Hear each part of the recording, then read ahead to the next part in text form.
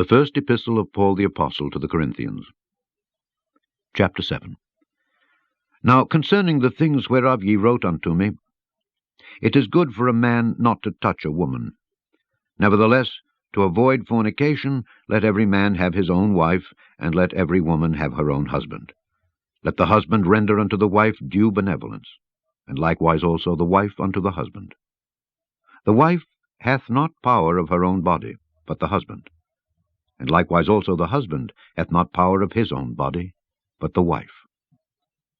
Defraud ye not one the other, except it be with consent for a time, that ye may give yourselves to fasting and prayer, and come together again, that Satan tempt you not for your incontinency. But I speak this by permission, and not of commandment. For I would that all men were even as I myself. But every man hath his proper gift of God, one after this manner, and another after that. I say therefore to the unmarried and widows, it is good for them if they abide even as I, but if they cannot contain, let them marry, for it is better to marry than to burn. And unto the married I command, yet not I but the Lord, let not the wife depart from her husband. But, and if she depart, let her remain unmarried, or be reconciled to her husband. And let not the husband put away his wife. But to the rest speak I, not the Lord. If any brother hath a wife that believeth not, and she be pleased to dwell with him, let him not put her away. And the woman which hath an husband that believeth not, and if he be pleased to dwell with her, let her not leave him. For the unbelieving husband is sanctified by the wife, and the unbelieving wife is sanctified by the husband. Else were your children unclean, but now are they holy. But if the unbelieving depart, let him depart. A brother or a sister is not under bondage in such cases. But God hath called us to peace. For what knowest thou, O wife, whether thou shalt save thy husband? Or how knowest thou, O man, whether thou shalt save thy wife? But as God hath distributed to every man, as the Lord hath called every one, so let him walk. And so ordain I in all churches. Is any man called being circumcised? Let him not become uncircumcised. Is any called in uncircumcision? Let him not be circumcised. Circumcision is nothing, and uncircumcision is nothing, but the keeping of the commandments of God. Let every man abide in the same calling wherein he was called. Art thou called being a servant? Care not for it. But if thou mayest be made free, use it rather. For he that is called in the Lord being a servant is the Lord's freeman.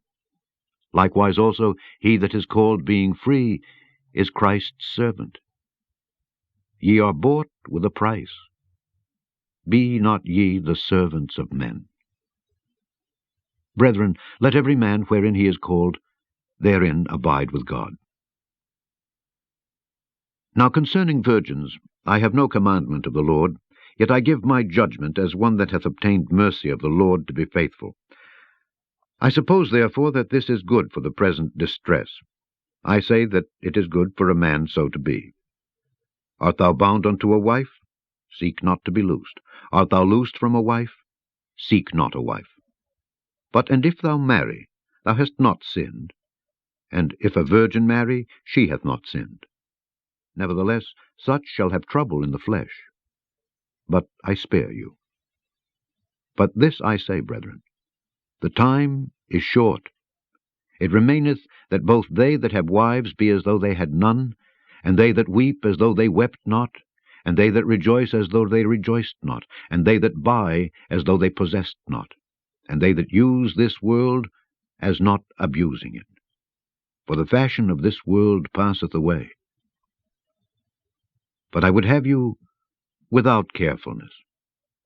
He that is unmarried careth for the things that belong to the Lord, how he may please the Lord. But he that is married careth for the things that are of the world, how he may please his wife.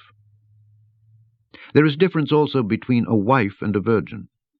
The unmarried woman careth for the things of the Lord, that she may be holy both in body and in spirit. But she that is married careth for the things of the world, how she may please her husband. And this I speak for your own profit.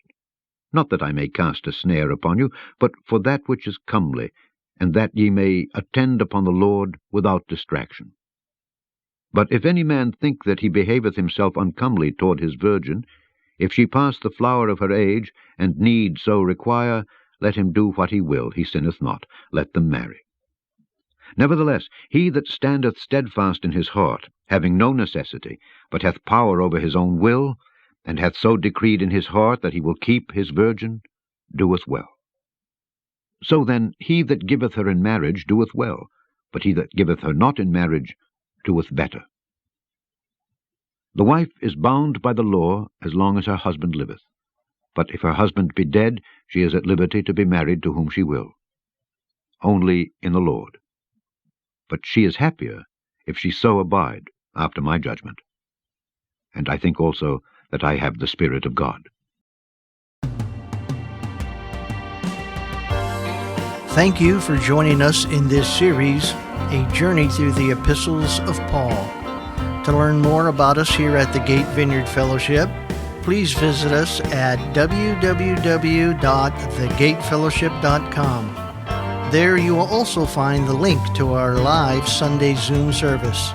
Click on the link and it will take you right there. We start gathering on Sundays at 9:45. Hope to see you there.